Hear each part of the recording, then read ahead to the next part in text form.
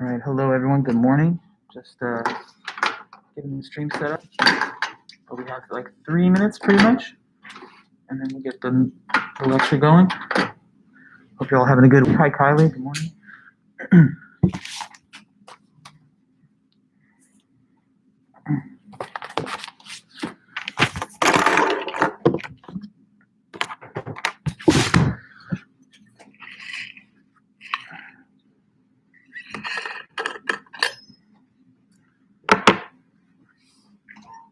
Well, hey, Olga. Good to see you. Not to worry.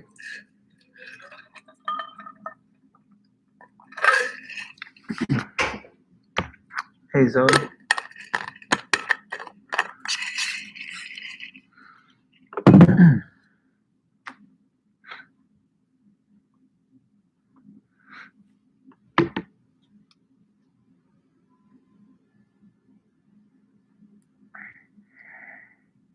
Sebastian, welcome.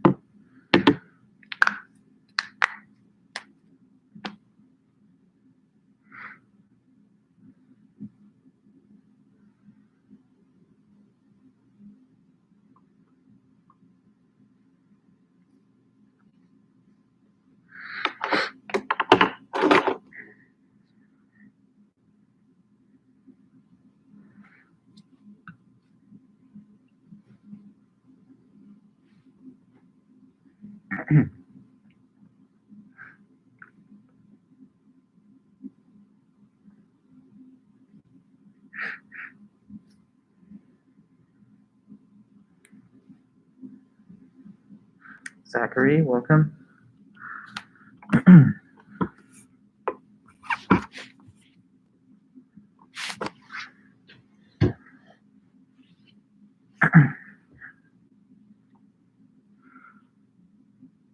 Hope everybody's doing good. Opening my book here.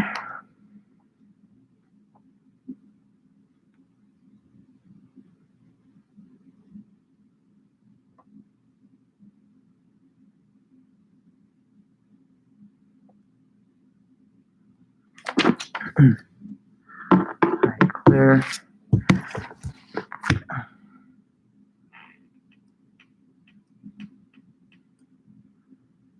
And Cordy, Annabella, good to see you guys. Okay, so it's pretty much there at 10 a.m., so let's go ahead and get started. Welcome everyone back, and like I say, I hope you're doing great and having a good week. Let's continue with this lecture on philosophy of mind and Descartes' argument for dualism. We broke off midway through the presentation of Descartes' argument, so there's a little more to tell you about him. We'll spend as much time as we need today finishing up the Descartes, and if we can, we'll start with Stoljar at the end, but if not, then we'll certainly get into him on Friday. Okay, and hey there, Lane. So yeah, philosophy of mind is our topic for the moment, and this is a part of philosophy that is interested in questions concerning human consciousness or consciousness in general. It's the study of the mind and the study of consciousness. What is the nature of consciousness, basically, is our question. Is it something that's totally physical, or is it something that cannot be explained in an entirely physical way? So consciousness, mental life, your ability to think, perceive, judge things, feel pain, pleasure, dreams, hopes, fears, all of the little things that are going on inside of your head, that is your consciousness. It's why you're different from, say, the pen that I'm holding in my hand, which is just an inanimate object. And so the question could be asked, is consciousness something that is just the brain? Or is there something about consciousness that's independent of the brain or the body? Now, there's two major positions in the philosophy of mind. There's monism and dualism. Monism is the standpoint that everything in the universe is made out of just one type of substance. And depending on which substance this monist believes exists, there are two possible options. There's physicalist monism, physicalism, and then there's idealist monism, which is called idealism. Now, the physicalist standpoint says that all things are made out of physical matter. Even human beings and consciousness are made out of physical matter. And when we speak about physical matter, we're talking about things that are taking up space. The word that philosophers and some physicists use is things that are extended in space. Now, the most minute unit of physical matter is often regarded as the atom. And so, according to physicalism, me, you, and everything is all just made out of atoms put together in particular groupings. So, a human brain and a thinking, conscious subject is nothing other than a physical object, a particular, interesting and special physical object, but still just a physical creation of atomic particles bundled together in a specific way. So that would deny, for example, the existence of the soul, the afterlife, or any kind of non-physical notion of consciousness. If physicalism is true, then where there's no brain, there's no consciousness, where there's no functioning brain anyway. And then idealism is the other way of taking monism, but most people don't really follow idealism. Idealism says that there's no such thing as matter, and actually everything are ideas and thoughts. So that's like the total opposite of physicalism. There's no matter and mass. There's just thoughts everywhere. Who's thinking these thoughts? God, if not you.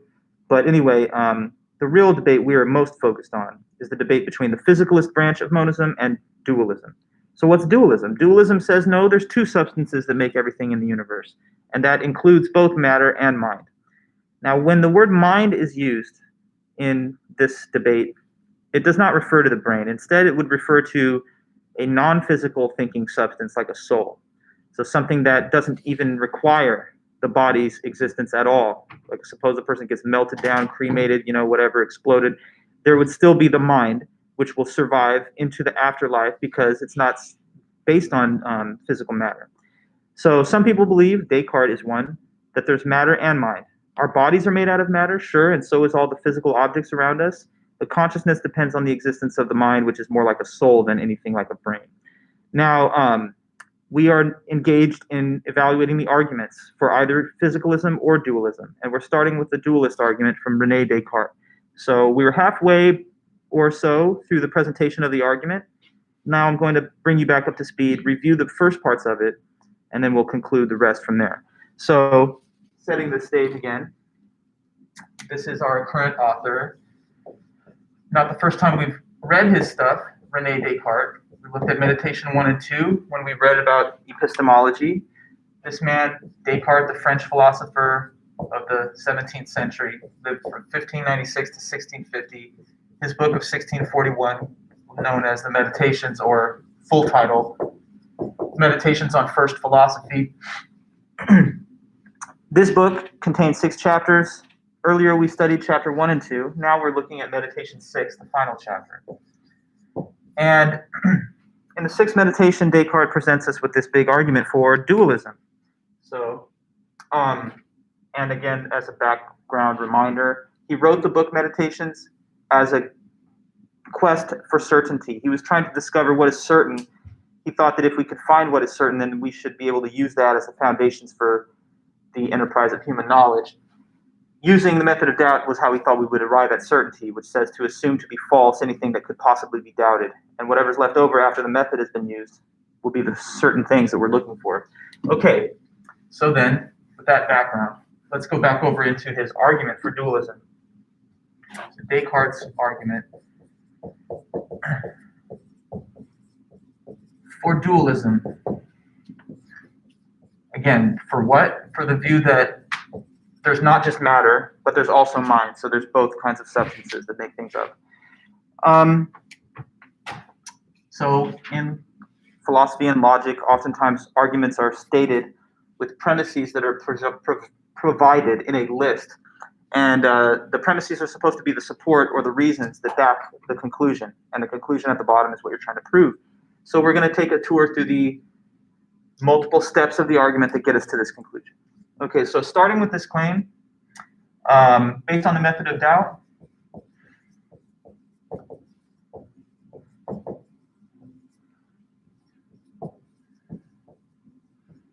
I'm able to doubt everything perceived by the 5 senses, and even math and logic.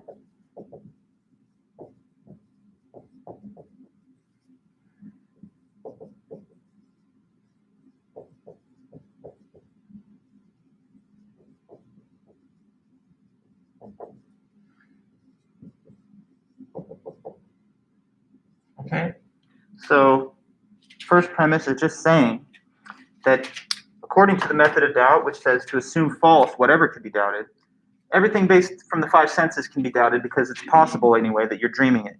It's possible that even though you think you're seeing, hearing, tasting, touching, feeling something, that it's happening in a dream, and if so, none of it would be real. It was really weird. I actually had a dream about Chapman last night. It was not fun. It was like somehow I was like a professor, like I am, but I was also a student. It was really bizarre. And I submitted some work to like my chair of the department, Michael Pace, and he returned back an F. And I was like, oh my goodness, how did I get an F at this stage in my career? And I was like really just tossing and turning in bed, like bothered by that. Then I woke up, of course it wasn't real. So anyway, maybe your whole life is like that. You're just dreaming the whole thing and you've never been awake. So anyway, then maybe that's the case. You can't say, so we're gonna just say we don't know. But despite this, one thing is certain, no matter what, and that thing that is certain is that you exist for sure. Even if we don't know if your body exists, your mind must exist because you're thinking. So despite this, I know for certain that I exist because I'm thinking.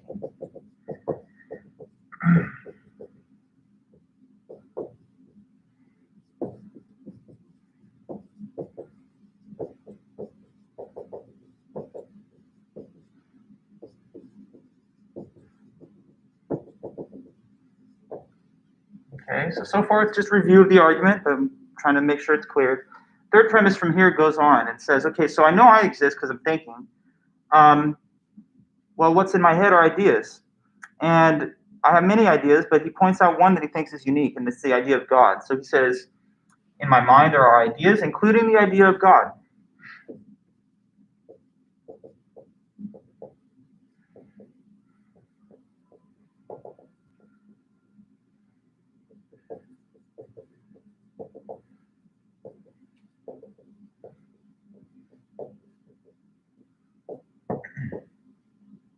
Okay, so far all he's shown is that you exist as a mind at a minimum, and it's fair to say you have ideas in the mind, and one of them is the idea of God. He says the idea of God is unique, it's special, it stands alone because it's the one and only idea in your mind, he thinks, of something that's infinite. So he says this idea of God is unique because it's the idea of an infinite being.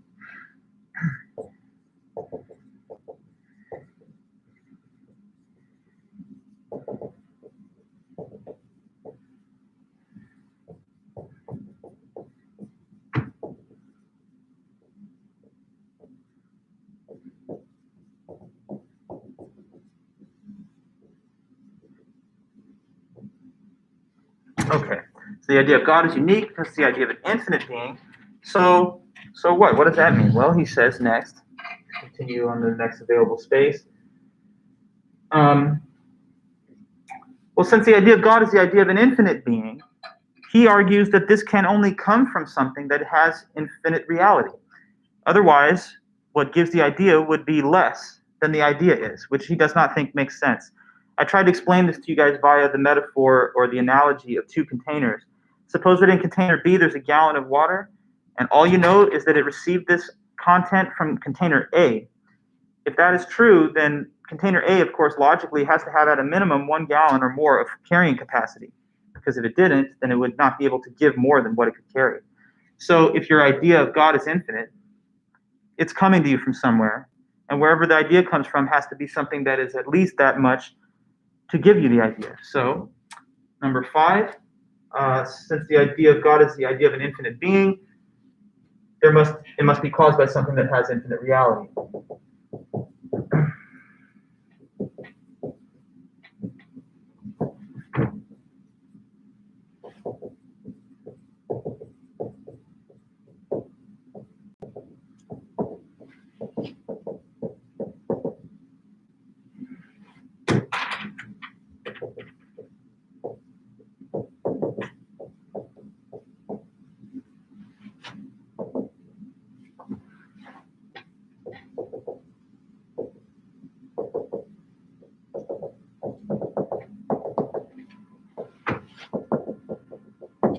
Since the idea of God is an idea of an infinite being, it must be caused by a being that has infinite reality.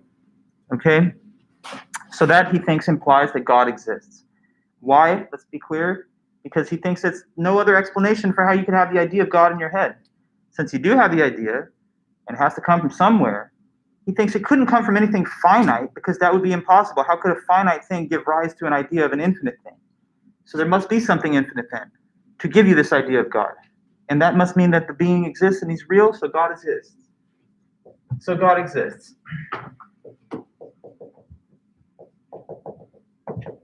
Now, this last set, well, not the last premise, but this is where we broke off. This is where we broke off last time, the seventh premise.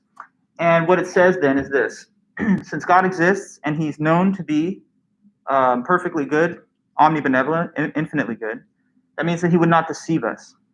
So when we have clear and distinct perceptions, we can trust that they're true. Can I ask you guys a question? Anybody here? If you take good notes or if you have a good memory, what did you see as the wording of premise 7? Because I can't remember if I included the bit about we can trust the clear and distinct perceptions. No? No. It just said, when I have a sense God exists and is known to be infinitely good, He is not a deceiver. Okay, good. Thank you. So, number 7, since God exists and is known to be infinitely good,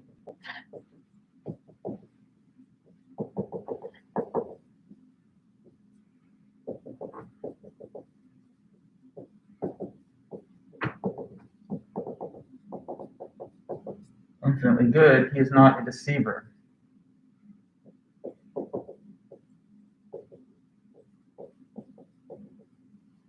Okay, so the point now is that according to the argument, we've established that God exists.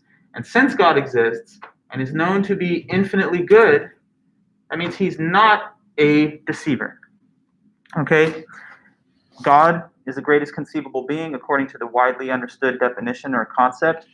And part of that perfection and greatest conceivableness is being good and benevolent. So I think the philosophical term there is omnibenevolent. If God's omnibenevolent, then He would not want to deceive us. And so something follows from that, according to Mr. Descartes. He says, since He's not a deceiver, this is key, that means that when we have clear and distinct perceptions, they're guaranteed to be true. Okay, so let me put that here and explain a little bit. Since God is not a deceiver,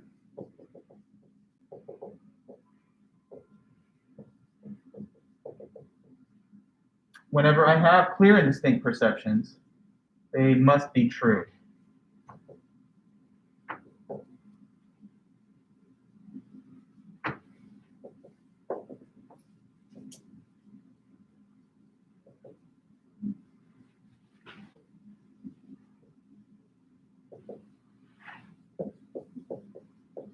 Okay, so since God's not a deceiver, when I have these clear and distinct perceptions, they have to be true. Okay, so what he's saying here is this. If God is this perfectly good being, which is what He's known to be, I guess, then He would not want to be deceiving us, because deception is contrary to good. Deception's messed up, right? You're tricking people, playing games on them and not letting them see what's real. So wouldn't this be weird if God created us in His image just so that we would be living in the Matrix? I mean, come on, that wouldn't make sense. He would create you so that you think you're a student taking a class at Chapman, but really the whole thing's a dream and it's all fake. Now, wouldn't that be messed up? That would be dishonest. That would be trickery. That'd be deception. And so God just wouldn't do that. So the author's claim is that since God exists, we now have this kind of guarantee that the most obvious and clear things have to be true, because otherwise God would be just messing with you. And that's not what a perfectly good being would do. So you get the point. Clear and distinct perceptions are guaranteed to be true. Why? Because God is too good to make those things false. That means that we're almost to the end of the argument. There's a few more steps, okay? So now we've got this point on the table. Clear and distinct perceptions have got to be true. What are some of these clear and distinct perceptions? Okay, well, one of them that he's now going to point out is this. Among my clear and distinct perceptions is the idea that if two things can be clearly conceived of or imagined to exist separately, then that means that they really are, in fact, two separate things. Okay, so here, among my clear and distinct perceptions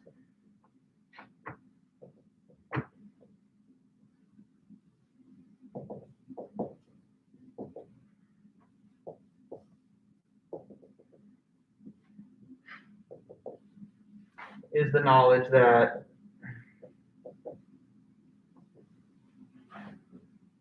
if two things can be clearly conceived of as existing separately,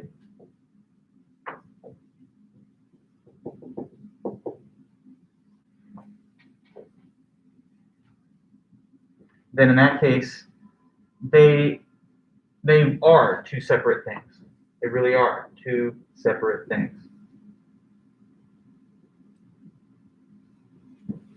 Okay, so let me explain this current premise. Premise 9 says, among my clear and distinct perceptions is the knowledge that if two things can be clearly conceived of as existing separately, then they actually are two separate things. I'll highlight a couple of important key terms here. If two things can be clearly conceived of as existing separately, then they are two separate things.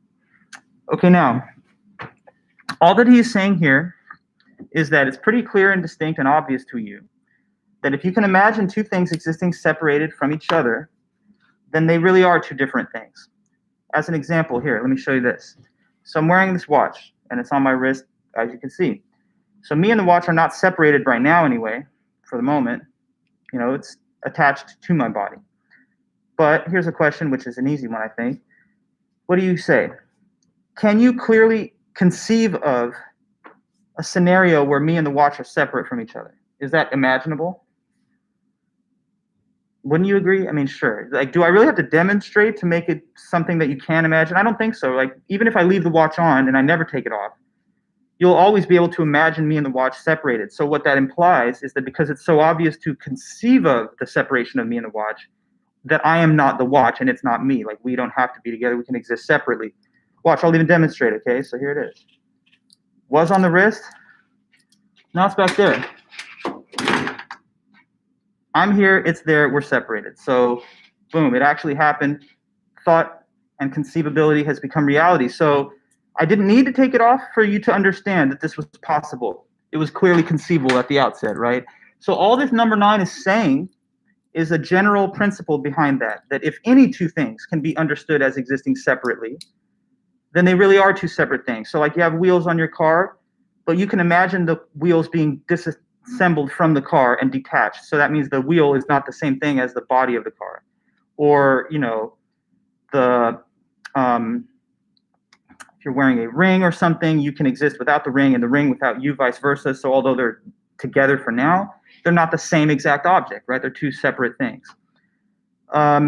Descartes even says this: some things that are currently mingled together would be a little harder to separate from each other, but if it's even imaginable, then it is possible. Take, for example, like if you mix salt with water and it's a warm water, so it becomes salty water.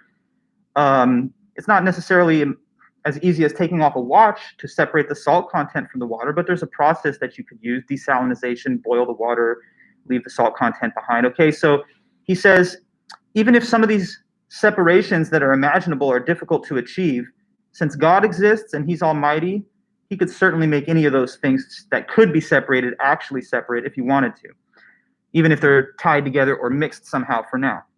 So we only have a couple steps left in the argument. The next step of the argument, let's see if you can anticipate it. Since he is claiming that when two things can be clearly imagined to exist separate, they really are, what do you think he will next say? These two things can be clearly imagined to exist separately. And then we're only one step away from the conclusion, which is that dualism is true.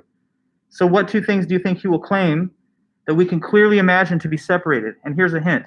We've already talked about it in the first two meditations, where we contemplated the possibility that everything's a dream. So it seems possible to clearly imagine what two things existing separately. And it gets to the heart of dualism. We can imagine what two things do you imagine to be separate, even though it seems like they're together for now? Yourself and your mind. When you say self, you want to use a different word? Your brain and your mind. Well, it's not just the brain, because look at your body there. It's the whole thing. So yes, Cordy, you say mind and brain. I would prefer it if you would rather refer it to the whole body. Okay, mind and body. There you go. Exactly. Mind and matter. Exactly. So number 10, I know I'm running a little low on board space, but I'll try and compress it in there. Number 10, I can clearly conceive of my mind and body existing separately, which he thinks has already been illustrated by the method of doubt. Because remember, the method of doubt says, maybe you are dreaming right now. And if you're dreaming right now, you're able to consider whether your body even exists, but you know your mind exists. So the body's existence can be doubted, but not the mind. Therefore, it remains in the realm of possibility that you are only a mind, dreaming the body. Therefore, we can imagine at least the mind and body being separate. So number 10, I can clearly conceive of my mind and body existing separately.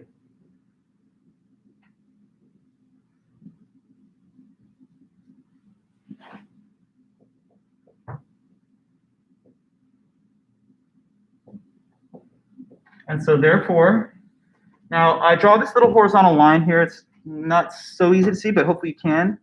That horizontal line in logic is a thing that divides the premises from the conclusion. Like if you guys remember elementary math, when you would do sums, sometimes horizontally, and you do this, 2 plus 2 equals 4. Like 4 is the result below the line, and here are the factors that lead to it above. So in logical argumentation, it's kind of like that, except we're not dealing with numbers, we're dealing with statements. And all these statements are supposed to be the things that imply the conclusion. So now we're ready to say the conclusion here. And what it does say is simply this. The mind and the body are therefore two separate things. The mind and the body are two separate things.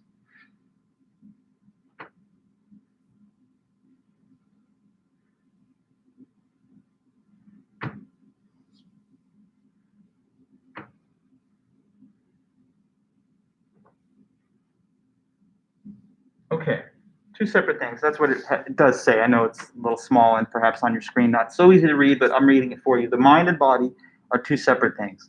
So now looking at the argument overall, let's take one last final analysis of the whole thing. Working backwards, and then I'll do it again forwards. The conclusion is that the mind and the body are two separate things. Why? Well, because we can imagine them to exist separately. And why should that tell us that they have to be separate? Because it's a clear and distinct thing that whenever you can imagine two things existing separately, that they really could be. What guarantees that clear and distinct perceptions are true, though? Well, that's guaranteed by the fact that God exists. How do we know that God exists? Well, he says that is claimed to be true because we have the idea of God. And since we have the idea of God, it has to be traceable to a source that causes the idea, but the only possible cause would have to be something infinite. And therefore, there has to be an infinite being. That's God. And how do I even have the idea? Because it's in my head. How do I know that I exist? Because I'm thinking. And so there you go. That's working backwards from the start. Now, starting at the top. The method of doubt says I can doubt everything that is capable of being doubted and assume that to be false. So I could just disregard all of my five senses because who knows whether they're happening in reality or in a dream. But one thing I can not doubt is that I exist because I'm the thinker, even if I'm dreaming as the thinker. So I'm a mind at a minimum. Well, in the mind, I have ideas of various kinds, but one of them is the idea of God, which he singles out because it's special since it's the idea of an infinite being. Where could that have possibly come from? He says that can only come from something that is at least infinite. So there must be a God then which caused this idea. And since we know of God that he's infinitely good, we can be assured that he would not deceive us, at least not concerning things that are clear and distinct. So what is clear and distinct? One thing that's clear and distinct is that if two things could be imagined existing separately, how about the cap and this pen? They're together for now, but can you imagine them separated? Yes, and there it happened. So when two things could be imagined existing separately, then they are two separate things. And I can clearly conceive of the mind and the body existing separately as evidenced by the method of doubt itself. So therefore, the mind and the body are two separate things. Now, in reporting on this, if anyone chooses to, for example, in their paper and stuff, it's not the best to simply verbatim state the premises because that didn't prove that you thought about them on your own. So it would be proper to discuss and justify certain of the premises along the way, and even to include quotes if you were able to. Here's one good quote from the book that talks about some of his ideas of the argument. On page 556 of the left column, he says this. He says, first, I know that everything that which I clearly and distinctly understand is capable of being created by God, so as to correspond exactly with my understanding of it. Therefore, the fact that I can clearly and distinctly understand one thing apart from another is enough to make me certain that the two things are distinct, since they are capable of being separated, at least by God. The question of what kind of power is needed to bring about the separation does not affect the judgment that the two things are separable. Thus, simply by knowing that I exist and seeing at the same time that absolutely nothing else belongs to my nature or essence except that I am a thinking thing, I can infer correctly that my essence consists solely in the fact that I am a thinking thing. It is true that I may have a body that is very closely joined to me, But nevertheless, on the one hand, I have a clear and distinct idea of myself insofar as I am simply a thinking, non-extended thing. And on the other hand, I have a distinct idea of my body insofar as this is simply an extended, non-thinking thing. And accordingly, it is certain that I am really distinct from my body and I can exist without it. Okay? So in this case, we see the full scope and aim of his argument for dualism. And so his conclusion is, yeah, that the mind and body are not the same because we can imagine them to be separate from each other. So really the core element of the argument is kind of that it's conceivable. You can conceive of or think of, imagine in the mind and the body no longer being together, even though for now, obviously they are. Now, these are not the type of scenarios that Descartes discusses, but I know that like in contemporary pop culture, you've probably heard of people who've had like, say, near-death experiences and stuff. Take the example of a person who reports, whether or not I think this is credible, some people say that, oh, I got into a traumatic head injury, car accident, and while they were working on me in the operating room, I seemed to float up above, and I saw my own body from an astral projection as I watched them doing their surgical work. Now, not trying to say I believe or disbelieve such accounts, but imagine those type of scenarios, the ability to even think of your mind existing in a separate way from the body is the kind of conceivability that he's talking about here. Now, he doesn't talk about near death. He talks about maybe everything is a dream and you're just the mind dreaming it all. But it's the same kind of idea, right? So when you entertain possible ideas of the afterlife, you imagine yourself in heaven or wherever after your life is over, having thoughts, experiences, feelings, hopes, judgments, whatever, pleasure, I would assume, while your body is completely destroyed back on planet Earth. You know, having the ability to conceive of those two things existing separately is the basic reason why he says they have to be, because God wouldn't allow you to have such clear perceptions if they were false. He's too good and too non-deceptive to allow these clear and distinct perceptions to not lead to the truth. So there really must be a separation between mind and body, even though they're mingled for now, like me and the watch, but we don't have to be together. Okay, so that's the core of the argument, but there's a little more I also wanted to reveal from the same book from him that he also talks about in our pages. So I'm going to erase this now that it's in your notes, and I want to talk to you about two other things that he thinks are also clear and distinct, which now he believes we're in a position to reclaim as like certain knowledge. Okay.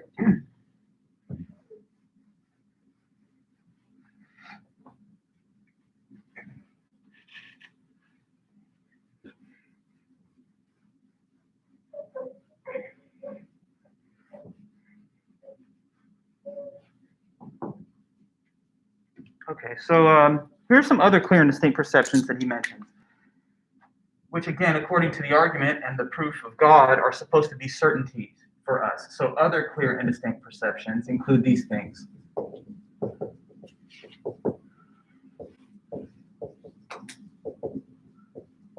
Okay. One of them is this. The external world exists, okay?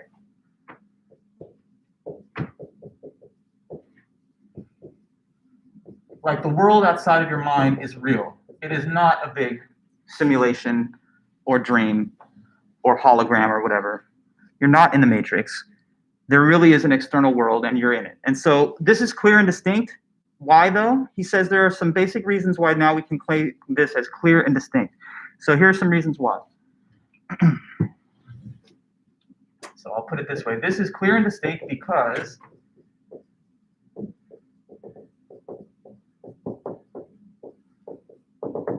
okay, one of the reasons. Why is it so obvious that this external world is real? Well, consider this. He says if you were just dreaming it all, and this world is not real, but it's rather a projection out of your own consciousness and dreams and thoughts, then don't you believe you'd have more control over the things that happen in reality? For example, if you're the dreamer dreaming this stuff, then wouldn't you be able to shape it to your will simply by having the will to have certain outcomes? But that's not how it works, right? You cannot, for example, perceive only the things that you wish to perceive. Because clearly, if this was my dream, and I'm the dreamer, then I would try to produce within the dream things that are favorable to me. So like later today, some rich person would say, excuse me, Dr. Vulish, I've been watching your lectures and you're a genius. Let me give you millions of dollars just for free because I want to sponsor the rest of your life so that you can not work. I would be like, okay, awesome. I mean, I've had a great career. I'm happy to teach you guys, but this is awesome. Now I'm rich and I'm not working. But that's not going to happen, or I assume it's not going to happen. But I would manifest things like that all the time. I would be finding money left and right. I would be, like getting all kinds of accolades and honors. I don't know. Whatever I would want to have happen would be happening if this was my big dream. But obviously, that's not how it works for me or for you. I mean, look at this mask that I'm wearing. Do you think I would prefer this pandemic, if I had control over the way the world was playing out? Certainly not. So one thing is this. I cannot perceive only that which is favorable to me. I cannot make it so that things are in my favor. That means that external reality is not under my control. Okay, so I cannot perceive only that which is favorable.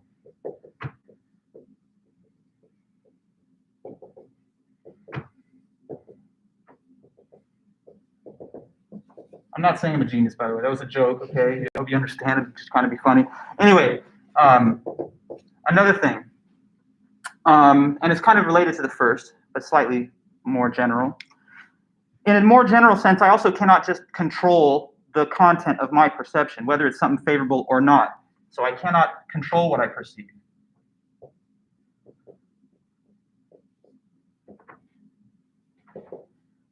What I perceive is up to the world. It's not up to my judgment or wish. Right now, here's an example, okay? Some of you guys, most of you are all watching on live stream. We've got a couple people here in the live room. So whatever your situation is, I want you to right now look at the space in front of you. Like for you guys, that'd be right here. And I just want you to see a platypus right there. I want you to perceive one. I'm talking not in your mind's eye, but like see it in the space in front of you like it's actually there. Can you do that? No. I mean, even if you're taking a lot of drugs, it'd probably be hard for you to do that. So it's like, the thing is, you can't just conjure up out of nothing the items that you want to perceive. And that shows that the external world has its own objectivity. It's not subjective to you, but it's objective in what is there. If it were a big dream or illusion or matrix, then you'd think that you could cause things to pop in and pop out just by really manifesting it through your choices and your will. But that's obviously not how it works. Otherwise, I would make some money pop up in my bag right now. And maybe I would, cause traffic to just disappear when I'm driving on the roads. But I can't control those things. I can't not only perceive which is favorable, but I cannot manifest an item of perception that's not already objectively there. And then a third thing is this. And this one's, I think, interesting and kind of philosophical.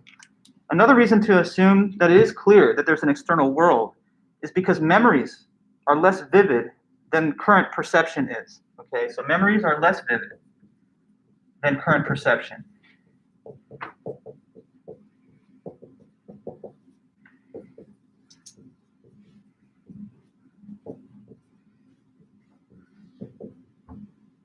Okay, so let's compare two things, memories with what you're experiencing right now in the present. I ask you to think back to whatever you were doing on New Year's or something, right? Put it in your mind's eye, remember that. You have a memory, don't you? But is that memory as sharp and clear and vivid as what you're perceiving right now live? I don't think so. Like, for example, this experience that you're having right now live, it's not going to be this sharp when you're looking back to it in a year and you're like, I remember back when I was taking that crazy philosophy class and I was taking those notes a year ago. Now it's the present that you're doing that. But in the future, when you look back on it, it's not going to be quite as vivid and sharp as the moment in this time that you're experiencing now. So again, what could explain the drop-off in clarity from the original perception to the memory you will have of it later?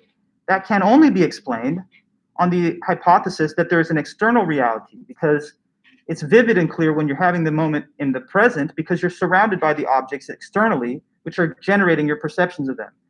And it's less vivid later because then you're trying to represent in the mind's eye an item that was previously perceived by the senses. But if the whole world were a dream and it was all mental, then there would be no loss of clarity from the original perception to the memory later, because they would both be items of just imagination and mental figments of the mind. So we can only really explain the drop-off of clarity on the supposition that what's experienced now is concerning the environment that you're actually physically immersed within, and the experiences of the past are just representations of past perceptions when you were in those environments. So hopefully that makes some sense to you. Why would memories be less vivid if memories and perceptions have the same status, both just thoughts, but not tied to external reality? Okay, so that's something that's clear and distinct, that there's an external world. Keep in mind that when Descartes began the meditations, he says all bets are off. Who knows if there's an external world? Maybe there is, maybe there isn't. You could be dreaming it. But now he thinks we finally come back in the big loop to common sense because he thinks that with the guarantee that God provides, that clear and distinct perceptions are true, we can now resupply some of these things that were temporarily discarded through the method of doubt. So it's clear and distinct perception and God's omnibenevolence that is giving us this security of certainty that those very fundamentally clear things are true. Now, there's one other thing also that he says is clear and distinct, and I'd like to put that here as well on the board. So another clear and distinct perception that we can now repose confidence in, not just that the external world exists, but that you have a body.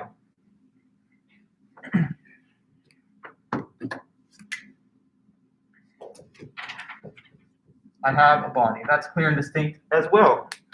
But this is clear and distinct for what reasons? There's a couple reasons in this case too.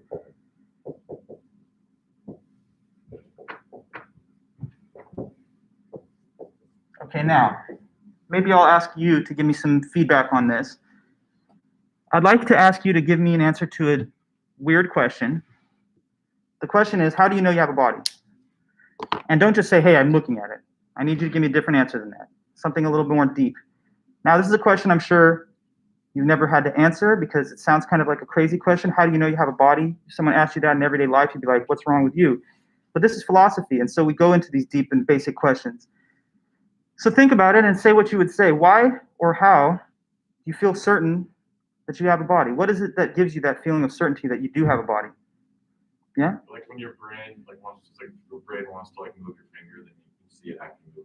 Ah, yes, very good. Okay, correct. Now, Kylie, you say because it takes up space, but Kylie, come on, the space in a dream. I mean, you're dreaming kind of stuff, right? So we can't just say it takes up space. Maybe the external reality that you're a part of isn't even real, but not quite. But I heard what you said, Lane. Maybe you want to put that in the commentary. And so one comment here in the classroom was this, and it's actually is one of the reasons given by Descartes. It's clear and distinct that you have a body because you can control the motions and actions of your body with your mind, but not others. Okay, so if I say right now, left hand, snap the finger, it happens just because thought leads to my physical action. But I cannot look at any other person and be like, that person, have their finger snap, and then that happens. See, I don't have the ability to control other bodies with my mind, but I can this one, which gives me the sense that this body is mine in particular, since I can exert control over it through the thoughts and mental actions. So that's one point here. Point one, I can control this body with my mind, but not others.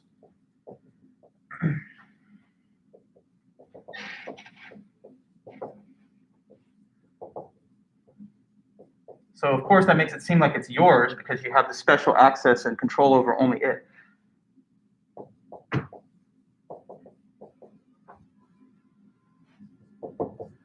Okay, the second one. What's another reason? Can you think of another good reason why it seems obvious that you have a body?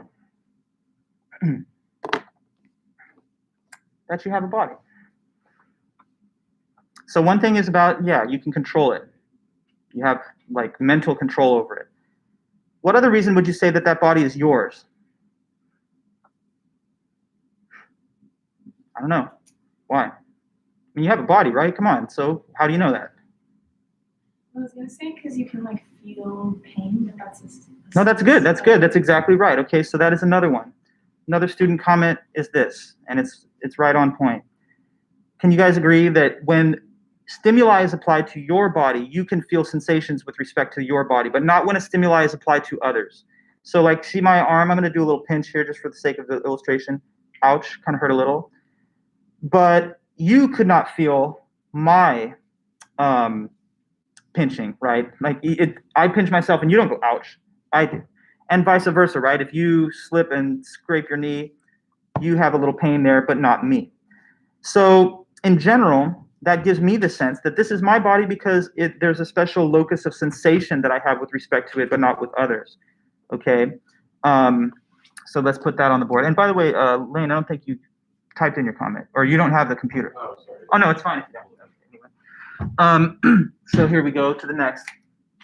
Sensations arise when this body is given a stimuli, but not others. So I experience sensations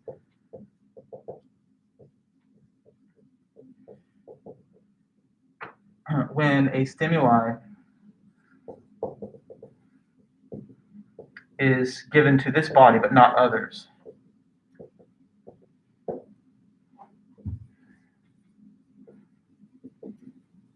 So obviously that makes it seem like it's mine, because I'm the only one who feels the experiences when any kind of stimulus is applied to this particular body.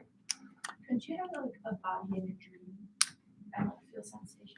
Yeah, but the part about the world being real has been eliminated, or has been covered in the previous clear and distinct perception. Like the existence of the external reality has to do with the less vivid memories as opposed to current perceptions.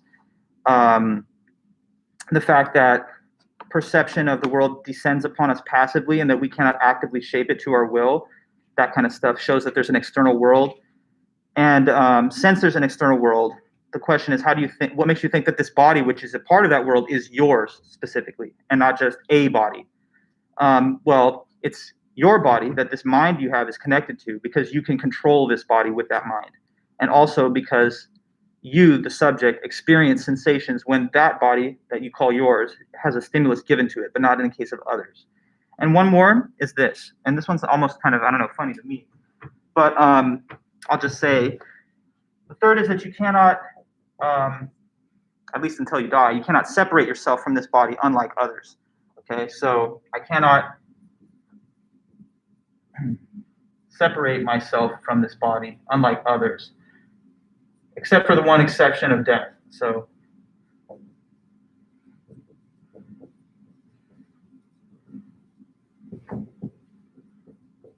okay, so something obvious that you guys all know is that concerning your own body, you're in it. You can't go somewhere else, right? Like, but any other body or object in the whole universe, I could definitely remove myself from it. Okay, it's a pandemic, social distancing. Stay away from me. Get away from me. But I can't get away from myself. You understand? Like, I can't take a little astral projection, teleport away, leave my body sitting here on this chair as I go off and walk around Chapman campus, or I guess it wouldn't be walking, floating. So anyway, I'm not able to do that except for the ultimate case of death, which of course Descartes does say separates the mind and the body, but God has to do that. It's not capable of being done by you while you are alive. And that's a further reason to assume that it's yours, because you're locked into it and you are carried along with it. This mind that you have somehow resides or occupies or relates to this body in a way such that it cannot be removed from it, but you can be removed from other bodies. Now, I don't want you to get the wrong idea. I'm not talking about like if a person was blown apart limb from limb. Okay, maybe their head would be in one place and their torso in another place or something. That's not what we're talking about. I'm talking about like the mind, the mental aspect, not a body part, being separated from the whole physical body. Okay, that seems not capable of happening. So according to these three reasons, it's also clear and distinct that you have a body. About number two, he makes an interesting point. Suppose that this body that you have, you didn't think was yours, but just a body that your mind was somehow like dealing with, like a captain that's on a ship. Well, with a captain on a ship, it's different from you and your body, because if a cannonball hits the ship, the captain doesn't go, ouch, because it's not physically a part of him. But if a cannonball, well, that's a little too big. If a bullet, I guess, hits the captain, then he will say ouch, because he is intermingled with that body in a way that makes it his, as opposed to the ship. So the mind, which is attached to and mingled with the body that you have, should not be thought of on the metaphor of a captain riding a ship, because the captain uses the ship as a vessel for transportation, but it's not something that is intimately connected to him in the sense that he experiences sensations when things occur on the ship, or that he can actually separate himself from that ship. Okay, so anyway, we've learned now, according to Descartes, the things that were for a little while thrown into doubt and confusion by the method of doubt are now back on the table as certain. Namely, that you have a body and that the external world exists. He also says some things about how we can now be certain that we're not dreaming either. Okay, you might have been wondering, when is he going to tell me I'm not dreaming? Well, here's what he says about that at the very end of his book. He says, it's also clear and distinct that you're not dreaming, and here's why. Think about dreams, guys. They're episodic, okay? They don't tie together in one long narrative, but your waking experiences do. So right now, as you watch this lecture, you know that you're watching it because you signed up for this class months ago. And you know that you already attended previous lectures in the same semester. So your waking experiences can all be connected together with your memories. But your dreams are just random. Like one dream happens, and it's not like a Netflix series where you're like, okay, I can't wait for the next installment. I'm going to go to sleep tonight and see what the next episode is, because they don't continue in a continuous narrative or a linear fashion. So that's another good evidential reason that it is clear and distinct that when you're having waking experiences, they're not dreams because they can be connected to the other waking experiences of life. Here's the words that he says on that at the end.